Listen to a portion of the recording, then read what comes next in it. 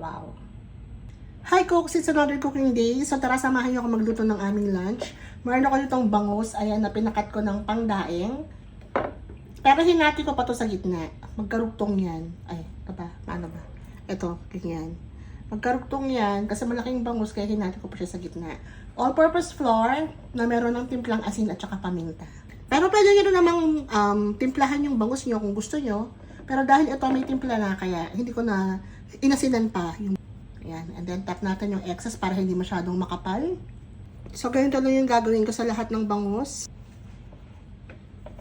So ito na yung mga bangus, na-coat ko na sila lahat. So ngayon nagpapain na ako ng mantika dito sa kawali. Magpa-fry na tayo.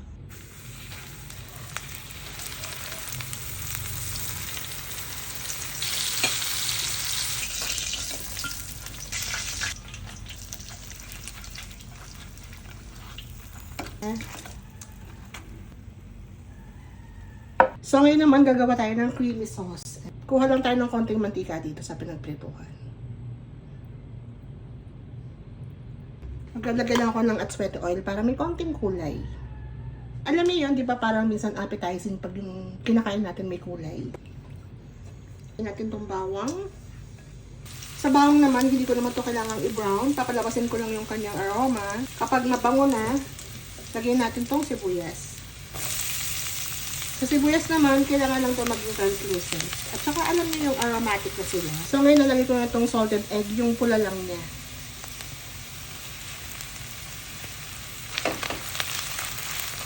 Lagyan hinaan ko lang ang apoy. Lagyan ako ng konting oyster sauce. Mga 1 tablespoon. Okay lang yan na nagbabubbles yung salted egg. Ganyan talaga siya pag naluluto. Then lagyan ko na yung all-purpose cream. Chilled kasi itong all-purpose cream ko kaya medyo namumuo.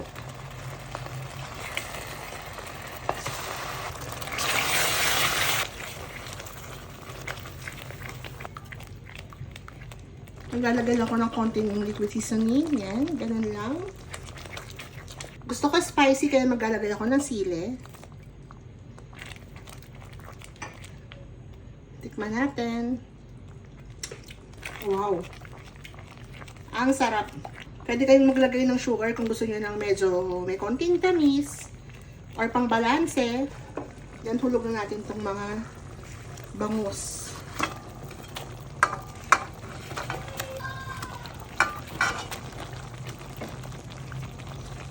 Kung ayaw nyo spicy, huwag nyo na lang itong lagyan ng sili. Ayan, so okay na to. Lagyan lang natin ng konting andar.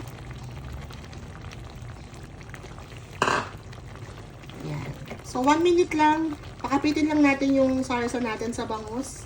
And then, pwede na siyang iserve, mga mi. O, diba? Ang sarap ng ulam natin. So, paano mga mi? Kain malala na naman. Kain. Tikman muna natin ng walang rice.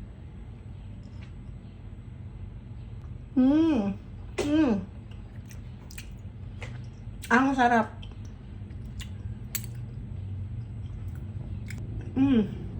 Grabe ito mga mi, ang sarap. I-try nyo rin po ito.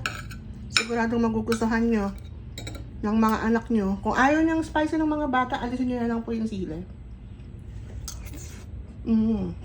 So, kailangan nagtatry talaga tayo ng mga iba't ibang luto. Sa bangus, sa manok, sa baboy, sa kahit saan. Ngayon, para naman may iba yung luto nyo sa bangus, na hindi lang puro sinigang, paksiw. Ano pa mga luto sa bangus?